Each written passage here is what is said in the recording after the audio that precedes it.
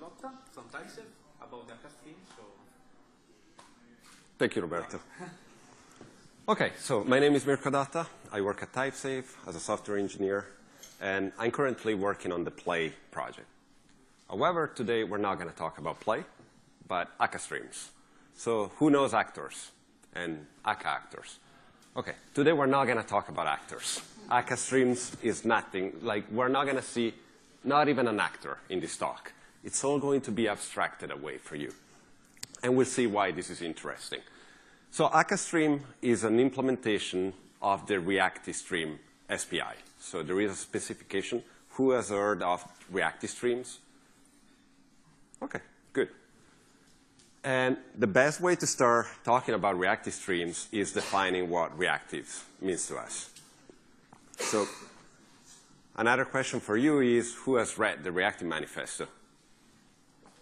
Good, pretty much everyone. So I'm not going to be spending a lot of time on this slide.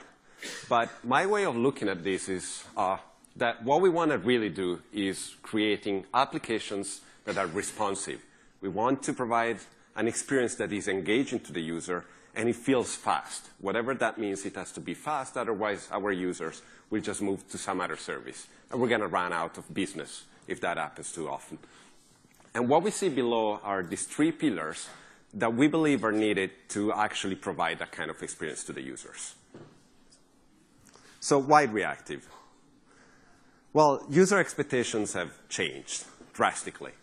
If in the past it was OK to have maintenance maybe overnight because the service was not being accessed, that's no longer the case. Everyone is accessing our services from everywhere in the world, right? So you cannot assume that overnight you can do a roll-up and deploy a new version of your application. And it must be fast. So we have more and more devices connected to the internet, and is only growing. Just think about how many devices you have today that are connected to the internet. And yeah, just imagine how cars are going to be connected to the internet. You have fridges that are going to be connected to the internet. So pretty much anything will be connected to the internet. And what we notice is that data, at the end of the day, is only transformed and pushed. That's all we do with data, whether you push it on a database because you want to persist it, or maybe because you push it to some other service, right? It's all about taking a stream of data, transform it somehow, and push it somewhere else. And in fact, our users don't even want to ask for that information anymore. You need to provide it, depending maybe on their location, right?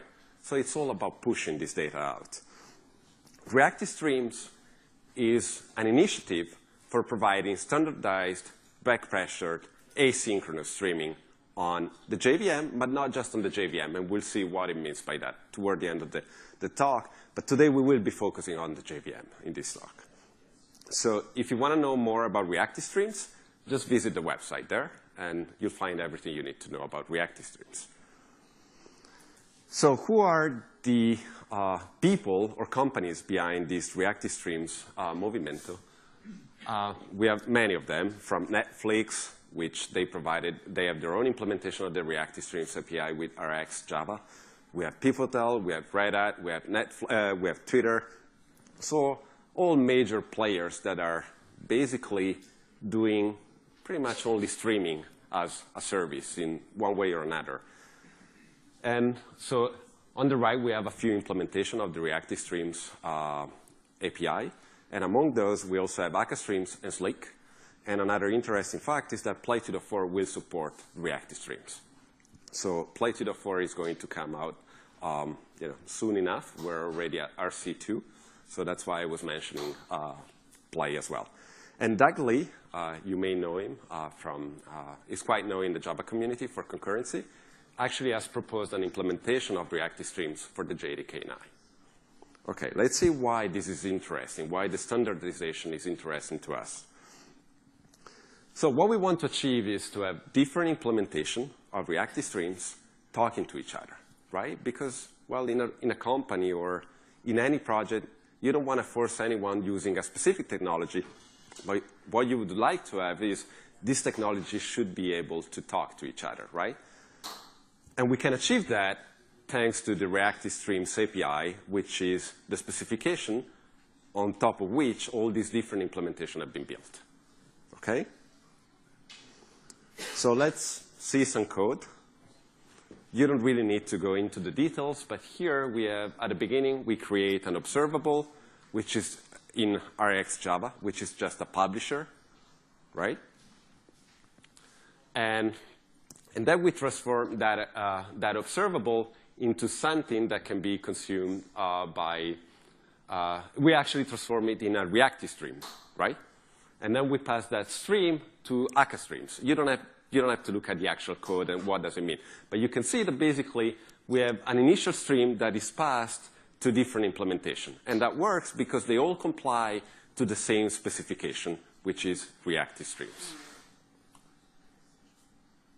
And in fact, reactive streams is not meant to be an API for users, for us. It's a specification for, I would say, framework or other libraries that they implement to provide a library that we can use, that it's somehow easier to use than the actual, well, raw interfaces that are provided by reactive streams.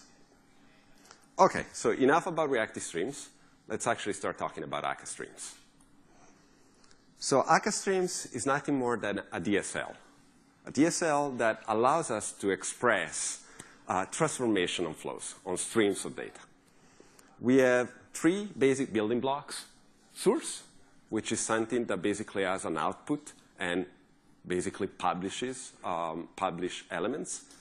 We have a flow that connects a source, so something that publishes, to something that consumes. And what consumes is the sink. So at the end of the day, you basically have a source, some flow in between, and eventually a sink, which will just consume the data that you have in your stream. And once you connect a source to a sink, you get a runnable flow. So what does it mean? The moment I connect a source to a sink, I have a blueprint of my stream that I can eventually run and execute so that something will happen within the stream. Is that clear to everyone? Good. So this is how you can picture it, basically. This is a flow. On the left-hand side, you have a source. Let's say the water comes from the left to the right, and then you have a sink on the right. Pretty clear, right? Good. Then let's actually have a demo and see what, let's start using these building blocks. OK. So here at the top, I have some implicit val, some materializer, some actor system. Let's not look into it just right now. I'll explain at the end of this first demo why we need those. But let's actually see how do we create a source in akka-stream. So what we can do is actually creating a source and passing a collection, right? So this is a source that will contain elements 1, 2, and 3. And what do we want to do with this source? Well, we want to connect it to a sink. And let's say that the sink is just going to print on the standard output. Yes. Sorry, guys. I can make it a bit bigger. OK. Is that better? OK. Good. So you have your source. Now let's define a sink. So I can use code completion. Maybe you can't see it, but you have a lot of different methods available on sink. The same is on source. And what I want to do here is just for every element that is going through my source, I'll print these elements to the standard output, right? This is just like using Scala collection. OK, now I'm going to connect my source to the sink. And what do you guys think will happen if I execute this program?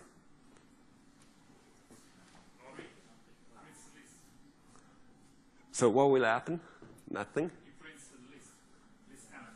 Right. One may expect that this will actually print something, right? Because that's what we described.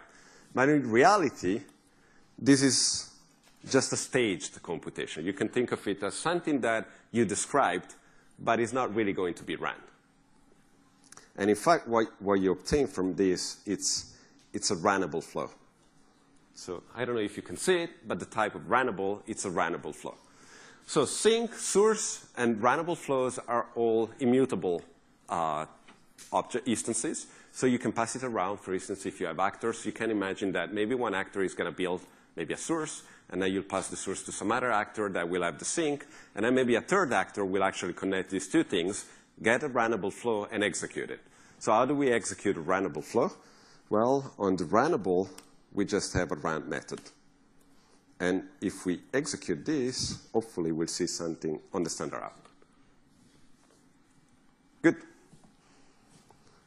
OK, so here I'm also going to show you some, I would almost call it like syntactic sugar. So whenever, so here what I wanted to do with this source is I just want to print in the standard output, the elements in the source. And maybe I don't feel like writing a sync, and I don't want to call run explicitly.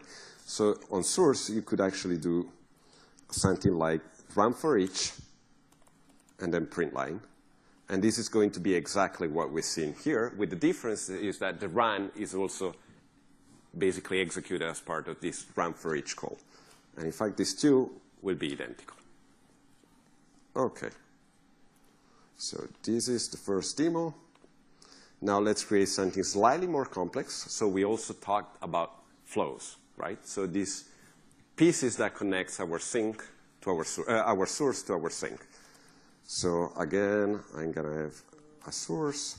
This time I'm going to create it in a slightly different way. But again, I'm just using a collection. I'm just obtaining a collection. And here I'll have a flow. And so on the flow, I have a number of methods available. And here what I want to do is actually mapping elements of my source into something else. In this case, I'm just going to map it into integers again, but you can imagine that you can map it into something else if you want. It's just like map on a collection. And here, I'm just going to add +10. And if I do source to flow, that should be good. OK. Let's go with the simple approach for the moment. OK. I'm going to do it like before. I'm creating a sink. And I'm connecting my source to the flow. Oh, yes, this is why I was using the wrong method. Sorry. And then sink.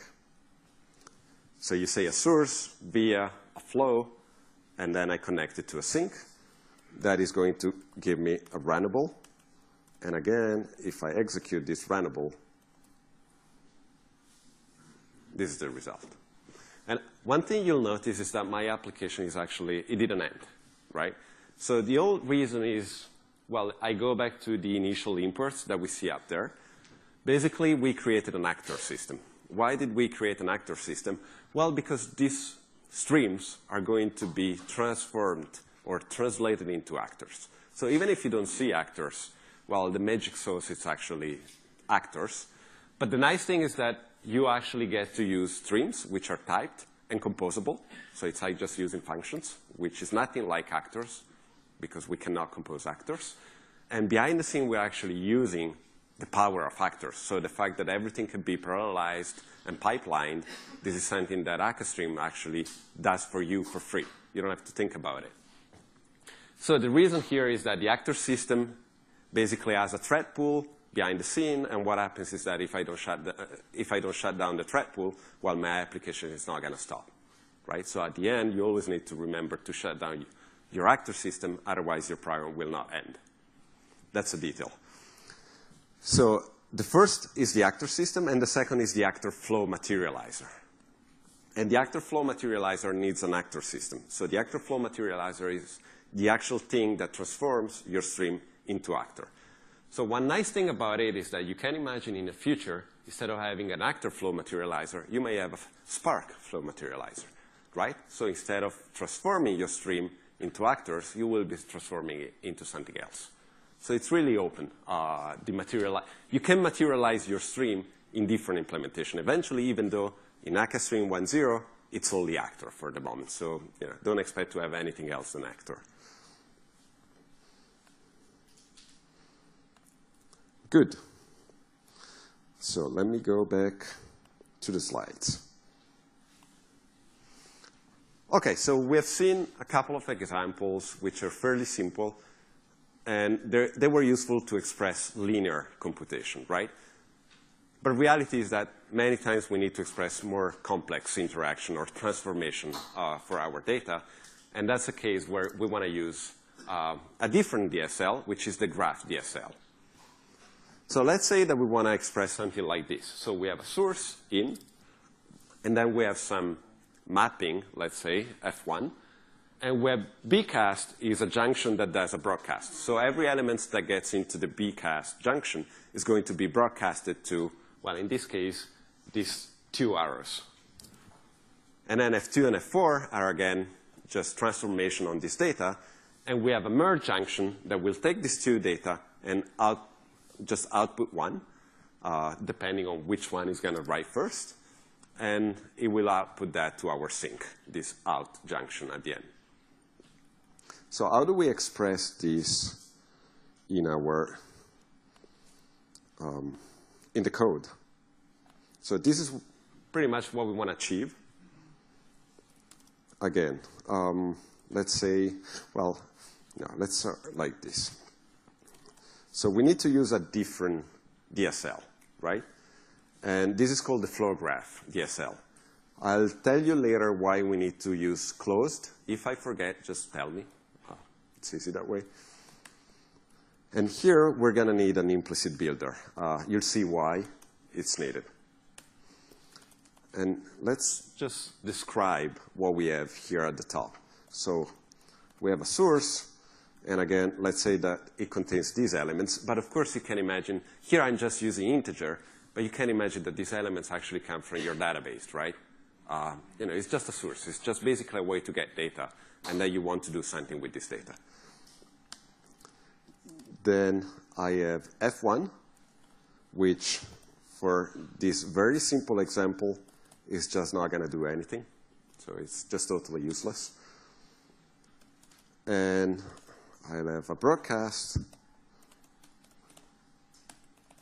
that is going to basically output every integer that it gets into two different output channels.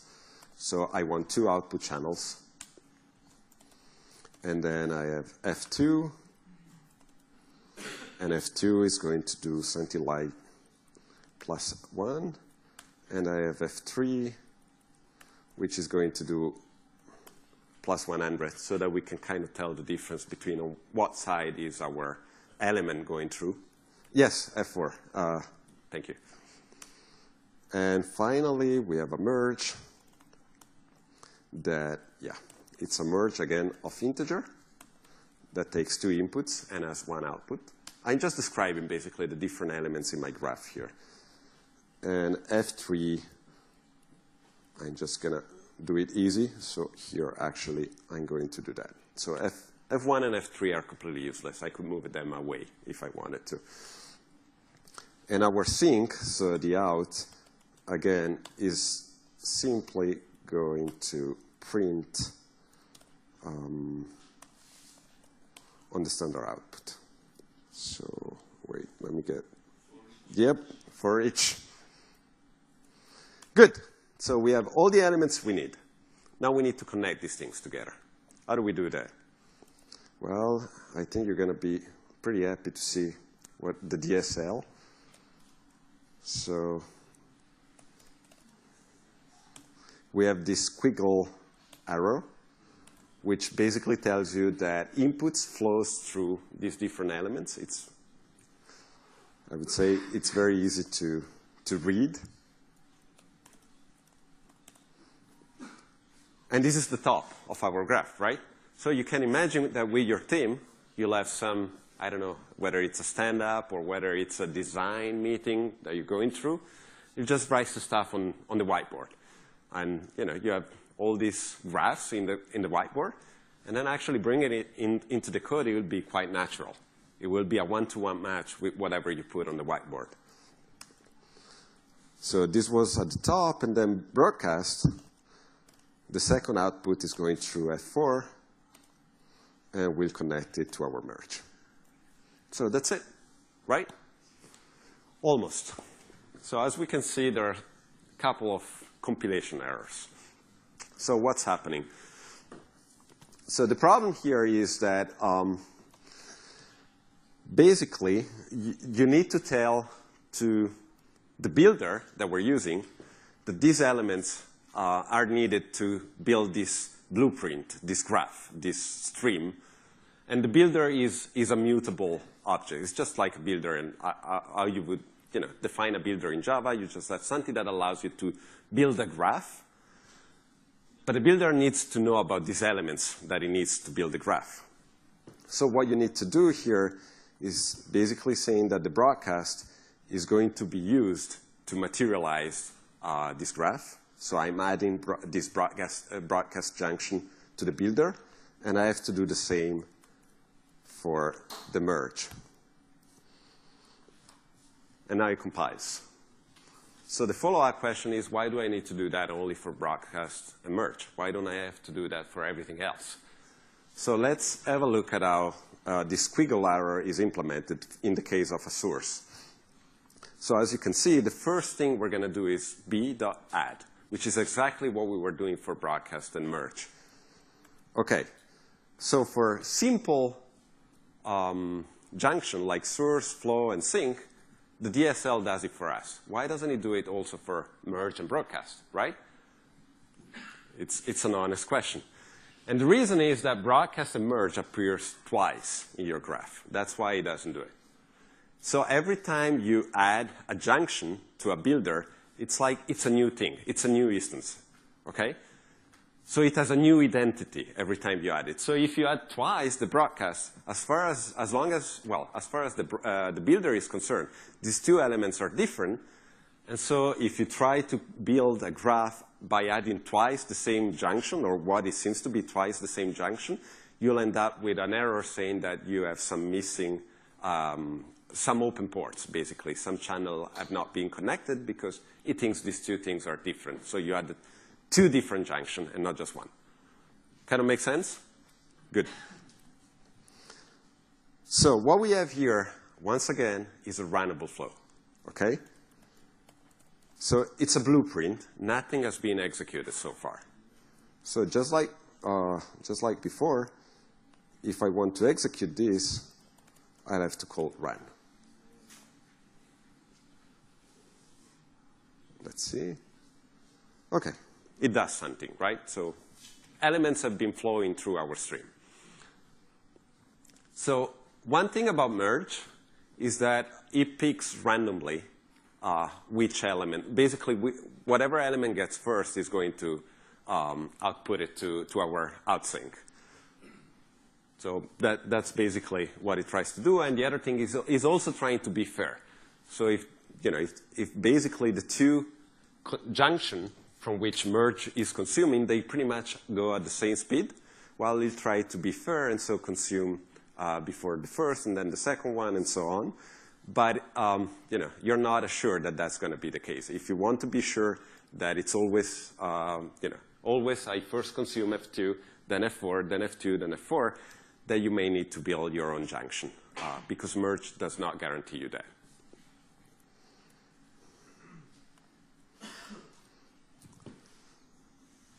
So we've seen broadcast for emitting to different output ports.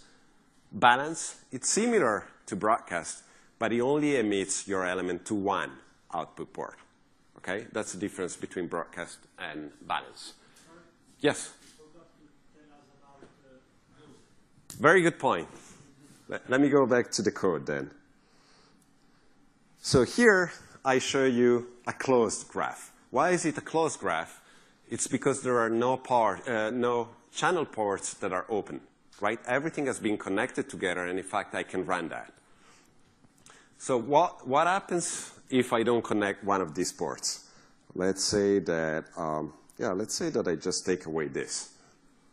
I'm not going to get any compilation error, OK? But what happens if I try to execute this? Anyone? I get an exception. And the exception actually tells you quite a bit about what's happening. If you just read it, you should be able to understand why the exception was produced. But basically, you told me that you've been building a graph that was closed, So everything was connected, but in reality, you didn't. So that's not OK. But there are times where you actually want to build a graph that is still not completely connected, right? For instance, you can imagine that you want to build some new junction using some other junction, right? Like a multiplexer. And for that, you can use, instead of close, you should use partial. OK? That will return you a shape of the stream or the junction that you're building that is still has some open channels that you can use in some other graph description to, to whatever end you want to use that junction. But whenever you want to basically create a stream that you want to execute, you need to use closed. That's the difference between the two. Does that make sense? So here, everything is connected, and that's why I use closed. Thank you.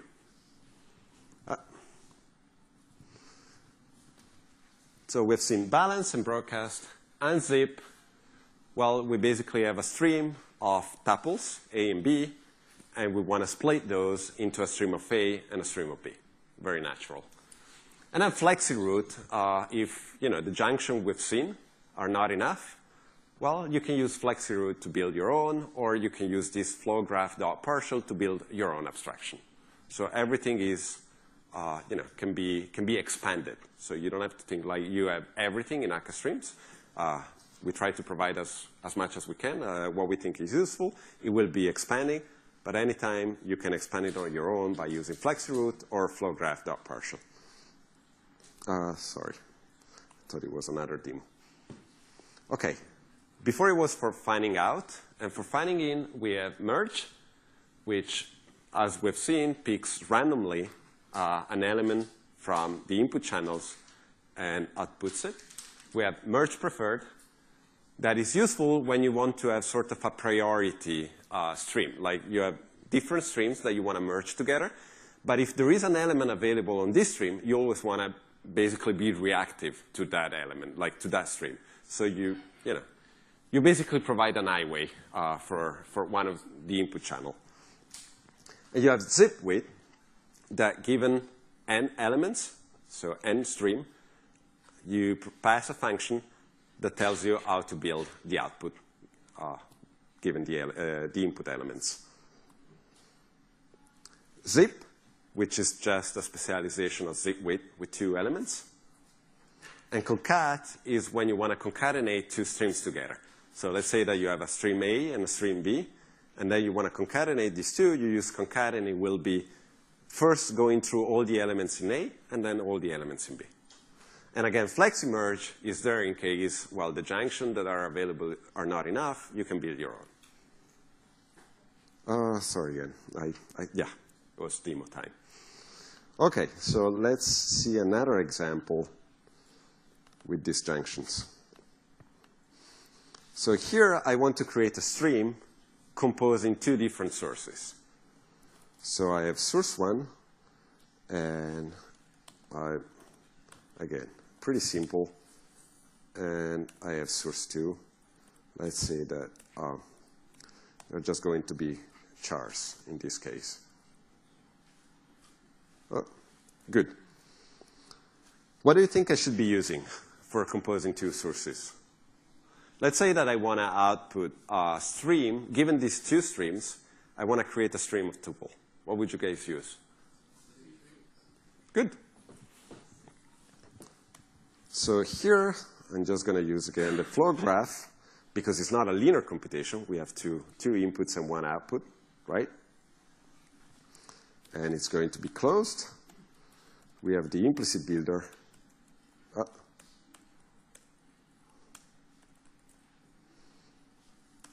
Good. So now we declare our zip. Too many arrows.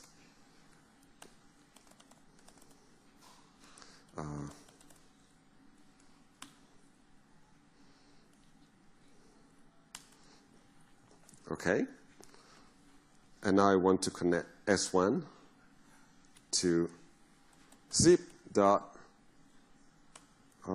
what is it? Yeah, let me just check. Oh, yes. Sorry. We need to always remind ourselves to put this junction into the builder. And S1 will be connected to the input channel of our zip on the first port. And then we have S2, which will be connected to EN1, right? And then finally, our zip, again, I'm using just a for each. I will always just push these elements on the standard output. But really, just imagine that that could be a database. Hopefully, that will make it more real and practical. And this is going to be zip.out. Good. So as usual, we have our runnable. And if we execute this, we have a stream of tuples. Are you guys happy with the DSL? What do you guys think? It's pretty nice, right? I think it's pretty nice. Good. So let's go back to the code. So there was a key word at the beginning. I said back pressured. Reactive streams gives you back pressure. But what is back pressure? Why do we need back pressure, right? Why is it so fundamental to have back pressure? Let's take an example. We have a publisher and a subscriber, but they want to talk to each other. And let's take the example where we have a very fast publisher and a really slow subscriber.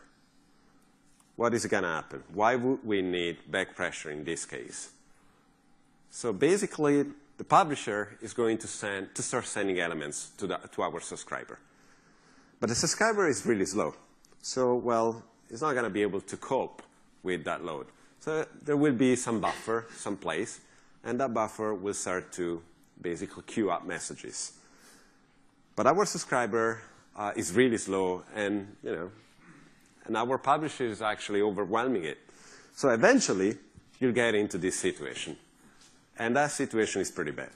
It's pretty bad because you get a Stack Overflow, right? So what do we do? What is a solution for fixing this problem? Anyone? What would you guys do? In this situation, what would you do? Bound the queue. Bind a queue, right? And what do you do with the messages that you... Decide if you want to refuse the messages, send it back as an error, or you can simply lose it. Right. So what you could do is just drop in the messages, right? Is that a valid strategy? It's been valid since. It's been valid. It's actually what TCP does, right? It's okay. But it's kind of a shame that we're basically wasting resources, sending and resending messages just because we weren't able to cope with the load. So we think we can do better in reactive streams. So one alternative, so instead of dropping message, what you could imagine is we don't want to get into this situation because otherwise we'll have an out-of-memory exception. What we could use is NAC. So NAC stands for negative acknowledgement. What does it mean?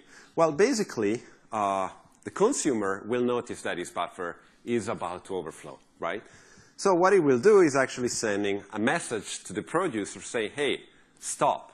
I'm not going to, like, you're actually killing me, so don't send any further message. So what is the problem with this? This would work if you're in a completely synchronous system, where basically the sender and the receiver are sort of waiting on each other. But we're actually doing this in an asynchronous system. So the problem is that this message may not arrive there in time. And there are already n messages flying around. And the problem is that that message may arrive before this message was delivered. And so that's a problem, right? Because you're still getting overflows.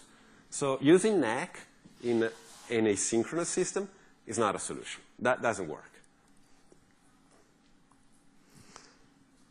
OK, so let's have a look at a different problem, which is the case where we have a fast consumer and a slow publisher, which is the opposite of what we were looking at before. So this is the situation.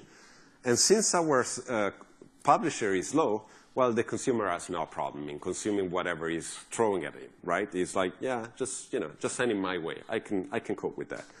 OK. I think I'm missing some slide. Anyway, let me just check. Sorry. Yeah. That's no problem. But basically, what's happening here in this system, it's often called the pool system. So the subscriber is telling the publisher, give me one more element. Every time he's processing one element, he's telling the subscriber, give me one more element, right? Before it was the pull model. Anytime I add something, the push model, any moment I add something as a subscriber, I would just throw it to the publisher, and that would end up overwhelming our subscriber because it was too much to cope for him, and we would overflow his buffer. In this case, we're in a different model, which is the pool model. And basically, the subscriber is telling every time, give me one more message, give me one more message. But this is a lot of pollution in our protocol just because, well, the subscriber could actually cope with a lot more messages, right? So these are basically two different strategies in which you could handle back pressure.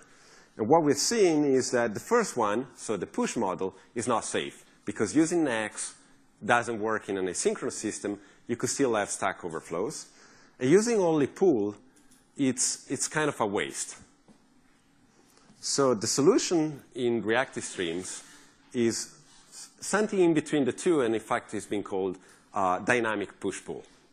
So basically the system is able to change its behavior depending on the characteristic of the runtime. So whether we have a fast subscriber or a slow subscriber and a fast publisher or a slow publisher, the system will change between a push and a pull model. And we actually see here how it works. So the thing you'll notice is that the subscriber is always in control. So it's the job of the subscriber to ask for elements to the publisher. But instead of asking for only one element, he can actually look at his buffer and say, well, I got enough space. I got like 3 more. I can still store 3 more elements. So he's going to ask to the publisher to give him 3 more elements. By having the subscriber in control, you can never overflow his buffer, right? Because he knows how many elements he can handle. So this is going to work just fine. In this case, I have a really fast subscriber and a slow publisher. So the fast subscriber is going to say, well, I got so much space that you can just throw at me as many messages as you want. And here we took 6, but you could imagine that it could be more. And the publisher, whenever he'll get the messages, he will send it to the subscriber. And that will work just fine. And in fact, demands can be accumulated. So what does it mean? If I am the subscriber, I'm going to request 3 elements to our publisher. Maybe the publisher doesn't have these elements right away because it's waiting for these elements from some other source. So in that case, well, he cannot send something that he doesn't have, but the consumer can ask for more elements. So let's say that he's going to ask for another 3 elements because he has space in his buffer, and then he's going to ask for another 3 elements. So now we have a total demand of 9 elements. And what may happen is that the publisher only gets 5. But that's OK. It will send those 5 elements to our subscriber. And whenever you get the other 4 more elements, it will send it as well. But what we're guaranteed with this protocol is that we will never overflow the buffer of any junction in our stream. This is the key point of back pressure. This is why it's so important, back pressure in reactive stream. Does that make sense? Good.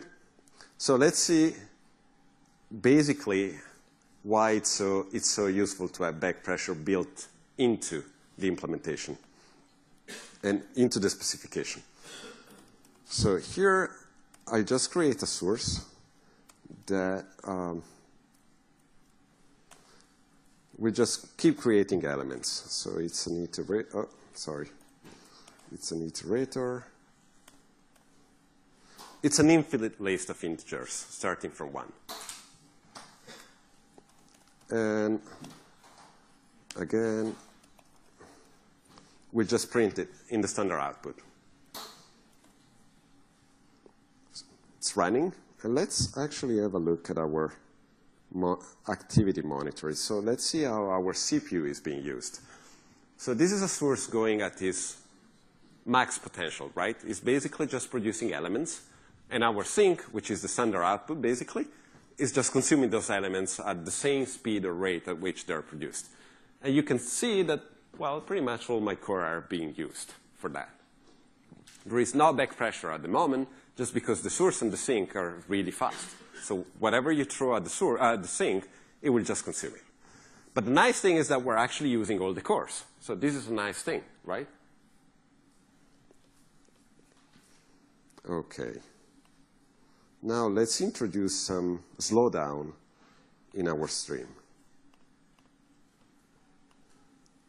So I'm stopping it, just waiting a moment just to make sure that my CPUs actually go down again. OK. And now,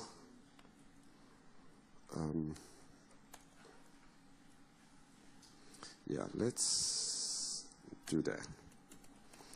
I'll introduce an intermediate flow, which will just map each element. But before mapping it, let's see that it's going to do something that takes a bit of time, so 1 second. And then it'll pass the element to the next junction.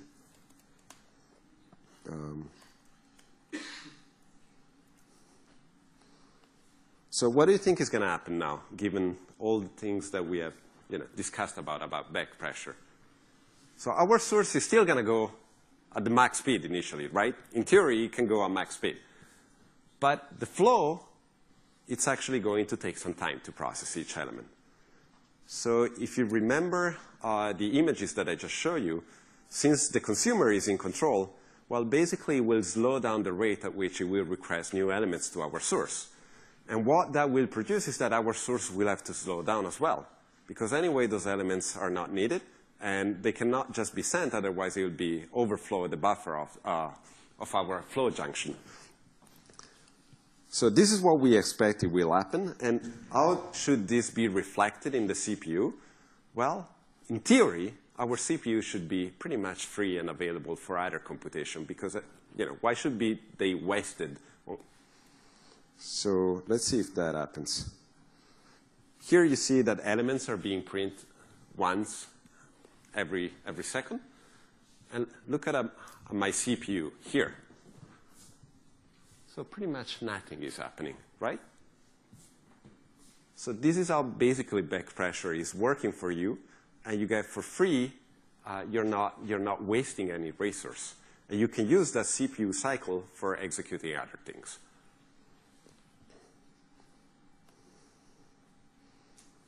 So the graph sort of dynamically adapted itself.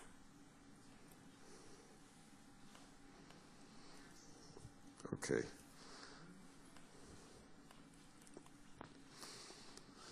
So I'm already running out of time. I only have 1 more minute. So I didn't really have time to show you everything there is to know about akka-stream. There is a lot more. My intention was mostly to give you an overview of the different junctions and building blocks so that you could now go on and explore it on your own. Things that I would definitely tell you you should look at is map-async and map-async unordered, which are really convenient for, for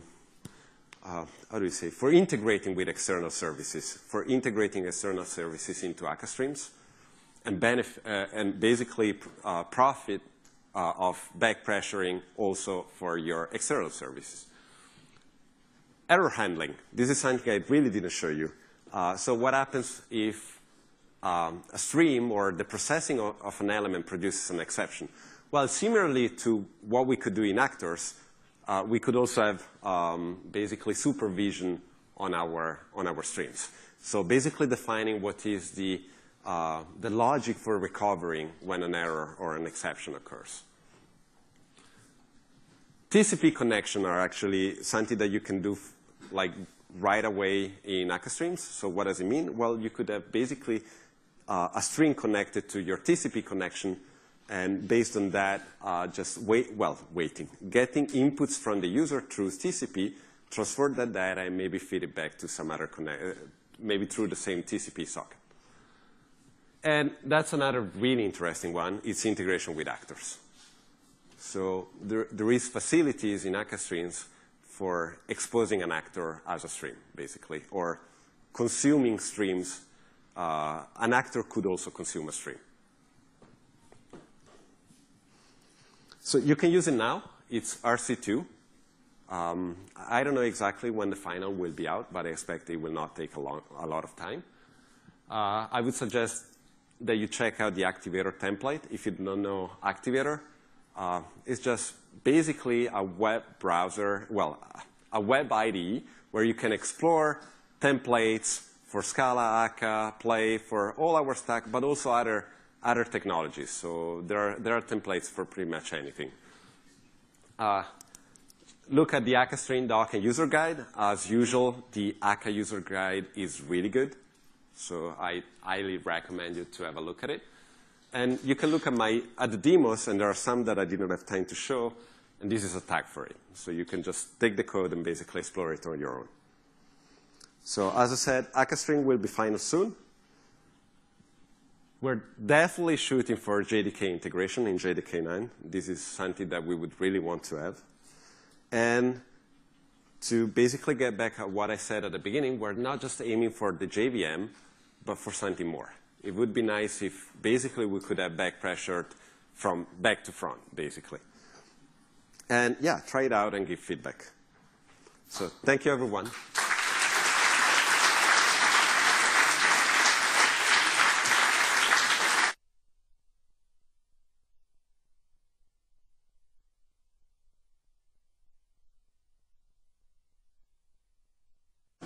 Okay, we have time for questions. Yes. Questions? Yes. Okay. I have the microphone. Yeah. Oh, okay. Oh, that's very funny.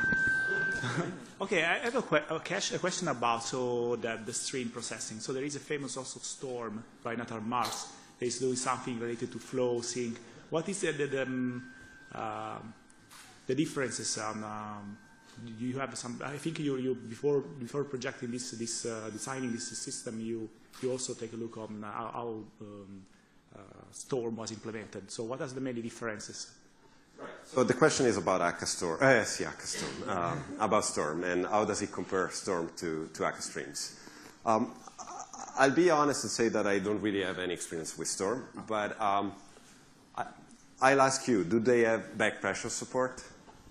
I think that's basically the key point.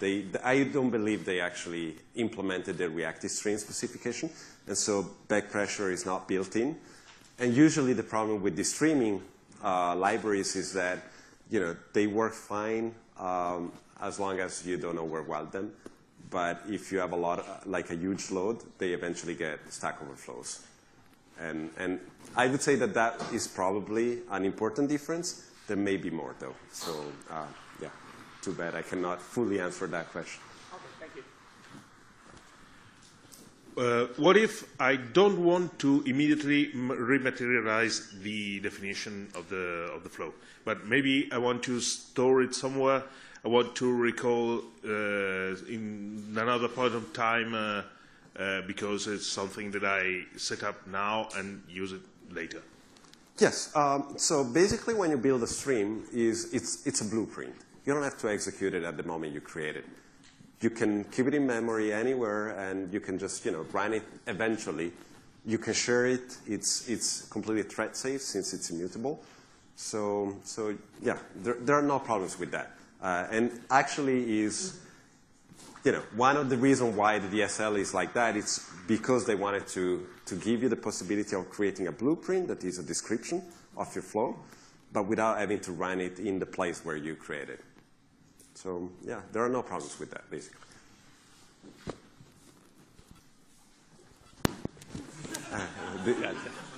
Ok, devi dirlo tu. So I was wondering, when you have a complex graph, a flow graph, and on different branches of the graph, you have different types. When you try to merge them, is there any way you can preserve the type information of the different branches and handle it separately, or you just get any when you try to do that? So, yeah, whether you can handle them heterogeneously or you just unify the types. Yes, that is a good question. If merge can actually, if you have different types getting into the merge, whether you can preserve the output.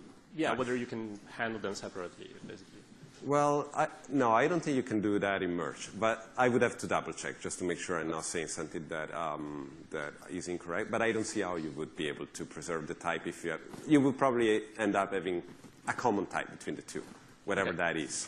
So, okay, so if you get an internal string, you basically get any, or whatever the least upper bound is, right? Yes, okay. That's what I would expect. But you know, there may be ways to implement your own junction so that you could keep the types, basically the type information. But there is not a junction like that available in akka-streams at the moment. So that would be probably implementable with a flex merge or something. I mean, yes, you would end up implementing your own junction. Okay.